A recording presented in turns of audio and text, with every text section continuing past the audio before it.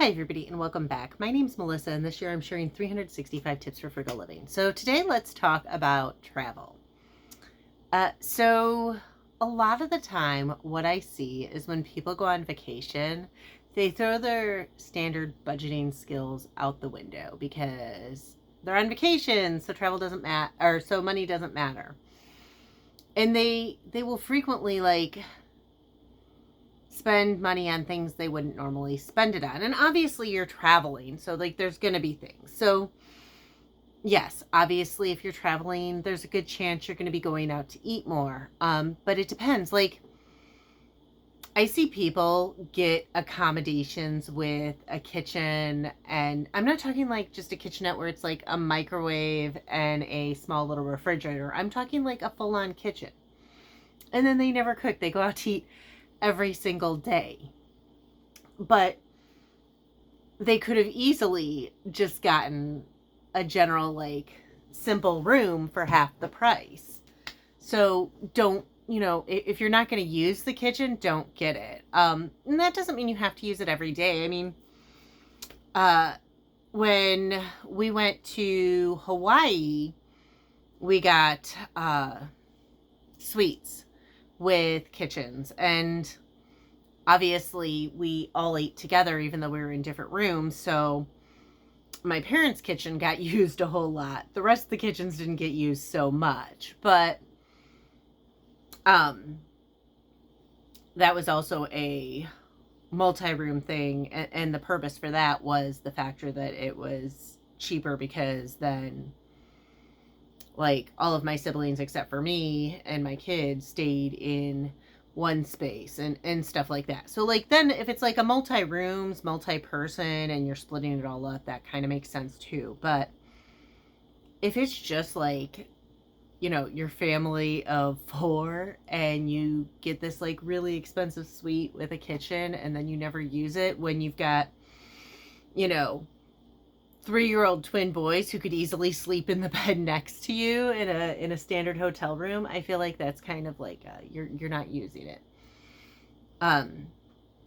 So kind of think like that. But in addition, so I'll see people who, and it's funny because there's 2 types of travelers, and having worked in a tourist town per se, in a heavily traveled area, ironically, I'll get into that another time maybe, but I have seen people who travel in one of 2 ways, it seems. I've seen the ones who they travel and they still clip the coupons and everything and go to the restaurants for the happy hour specials and everything like that. And then I've seen other ones who are oh, whatever, we'll just spend whatever, it doesn't matter.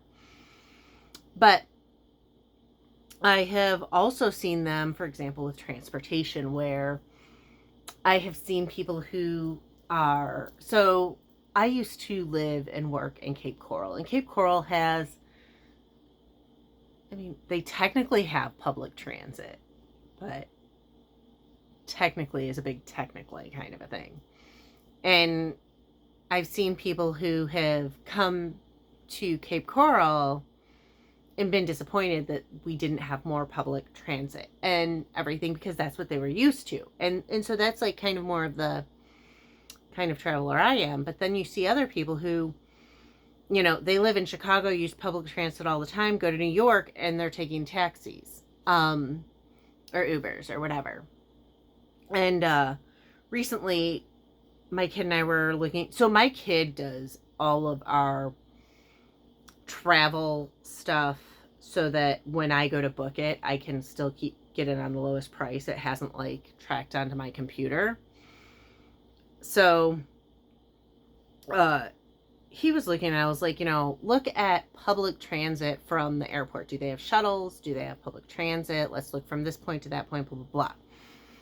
And everything, even though I live in an area without public transit. So that's a budget-friendly option. So if you're going to an area with public transit, even if you don't normally use it, learn to. It can save you money. And then you can have that money for other things. Or I will see people who obviously are going to go to different activities And that makes sense. Like, you're traveling, you're doing things, but then they don't really make full use of said activity. So having lived in Florida, I've been to all of the Disney parks. I actually did the 4 main Disney parks all in one day once with my kid. He was 5, and we started out at MGM or Hollywood Studios, whatever it's called now. I can't remember. It was one and now it's the other. Then we went to Animal Kingdom, where, interesting story, I completely forgot to even look where I parked at Animal Kingdom, thought that my whole day was going to be screwed up, and I was like, yeah, so I have a problem. I walked to them. They were able to tell me which section I parked in based on the time I got there, which was pretty cool. Then I went from Animal Kingdom to Epcot, and we did Epcot, and then we finished up at Magic Kingdom, and that was on Saturday, where they were open until 1. My kid was such a trooper, 5 years old, didn't even need a stroller until we brought it into Magic Kingdom, because I knew he would eventually get tired, but didn't need it until around 9 o'clock. Then the trick was to be on the right side of the parade, and then all of the kids' rides just like opened up. And my kid was always more of a late night person. He truly comes by that. For me, it's just like our natural sleep schedule. And so, we did all of that. But I have seen people in parks, and I've seen them do crazy things like bribe their children with overpriced toys. Like, it always kills me when, like, I see, so you could go to Target or Walmart or Amazon or even like an independently owned store, and or even the Disney store, and buy this stuff cheaper than at the park, which is common. But they go and they spend $50 on a $25 toy at the park. And I'm not even talking about those like lame light up things that they sell all night, but they do that, and then they're upset that their kid is still whining and complaining and everything. And they just keep throwing money at it. And maybe they do it at home. Maybe that's what they do at home. Maybe I'm saying, don't do it on vacation, and they always do it. But they keep throwing money at the problem, and it's not solving the problem. So I've seen that. I have seen people on the topic of souvenirs buy really overpriced souvenirs. So, not that I have never bought anything from a theme park. I used to get, like, we would choose a park for that year or two, and we would get the tickets and the passes and everything, and that would be our park. And then frequently with those, you get discounts. So, like, my kid, when he wanted to go to Busch Gardens to ride Iron Gwazi, we got this thing, and it was like all the parks and 40% off. And so I actually managed to find Busch Garden tank tops. They were like being clearanced out for $12 plus 40% off. So I mean, at that, it was like, what, $7-8, something like that. So at that point, you're like, okay, it makes sense. But then I see other people who, they go and they spend money on stickers. I mean, and don't get me wrong, I like stickers. I used to collect them when I went to national parks, and I had them all over my van. But to just like have and not put anywhere, like you're not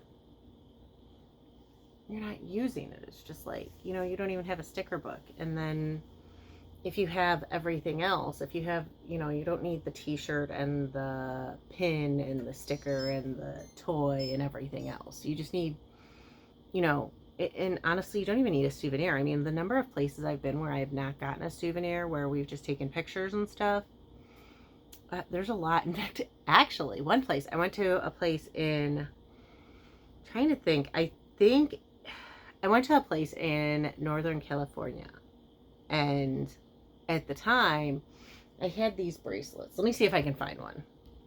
Okay, so I had these bracelets, right, that I had gotten when I sold stuff at the flea market. And I mean, they're kind of cool. They've got the compass and the whistle, and dang it, there's a moth in my house. And they've even got this, like, really cool, let's see if I can do it. It's, no, I can't apparently. Okay, well, anyways, it sparks. This one I don't think is, oh, no, it has been used. I don't know why I can't seem to do it. Apparently, I'm just not coordinated today. But, the guy liked my bracelet, and I happened to have a bunch of them in the car. I don't know why. Maybe I'd just forgotten to take them out. And I ended up, instead of buying a souvenir, I sold him like 50 of these. Now it kind of annoys me that I can't get it to spark. I swear it does spark. See? So yeah, I'm the person who, not only do I not buy souvenirs, I sell things to the people at the souvenir shop. But you know, when you are on vacation, yeah, it's okay to splurge, but still, like, stay in the budget. Like, don't just throw your frugal habits or your money saving habits to the wind. Take public transit if it's available. Don't just immediately hop in the Uber. Don't rent a car and then Uber all over. If you're going to use Uber, don't rent the car. If you're going to rent a car, don't use Uber. And I'm not talking about like that one night when you guys go out drinking and you're being responsible. That's like completely different than, you know, Ubering everywhere after renting a car. Like, so yeah, that's today's tip for frugal living, is when traveling, you know, yeah, it's okay to splurge, and every traveler is different, but don't throw every frugal habit you have out the window.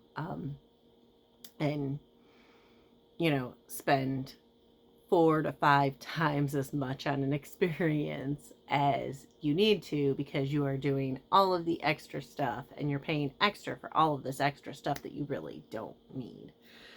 Be it souvenirs or, you know, extra passes, whatever. You know, kind of enjoy what you're doing. I mean, you just, you know, like, don't pay for an experience. Like, don't pay to go to a theme park and then spend the whole time shopping. Like, you know, you can shop it wherever, but don't do that. Anyways, again, my name is Melissa, and this year I'm sharing 365 tips for frugal living. That moth is really bothering me. If you want to hear more, please hit like and subscribe, and I'll see y'all tomorrow.